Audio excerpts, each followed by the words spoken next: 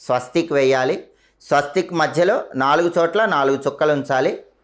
తమలపాకు పై భాగంలో కుడివైపు శ్రీం అని రాయాలి. తమలపాకుకు ఎడమవైపు కుడివైపు 2 నిలువు గీతలు గీయాలి. ఇలా చేస్తే ఆ తమలపాకులోకి ఒక అద్భుతమైన ధన ఆకర్షణ శక్తి ప్రవేశిస్తుంది. ఇలా చేసిన తర్వాత తమలపాకు పై భాగంలో గుండ్రంగా ఒక వృత్తాన్ని గీయాలి, అంటే ఒక సర్కిల్ గీయాలి. ఇవన్నీ చేసినప్పుడు ఇది ధనాకర్షణ కలిగింపజేసే తమలపాకు అవుతుంది. మరి ఇది ధనాకర్షణ కలిగింపజేసే తమలపాకు ఎలా అవుతుందంటే, తమలపాకు మీద మనం తడి గంధంతో లేదా తడి సింధూరంతో ఇవన్నీ గీసాం. గంధం అంటే లక్ష్మీదేవికి చాలా ఇష్టం. సింధూరం అంటే ఆంజనేయ స్వామికి ఎంతో ప్రీతిపాత్రం. కాబట్టి గంధంతో చేస్తే లక్ష్మీ కటాక్షం, సింధూరంతో చేస్తే ఆంజనేయ స్వామి అనుగ్రహం వల్ల సకల శుభాలు కలుగుతాయి.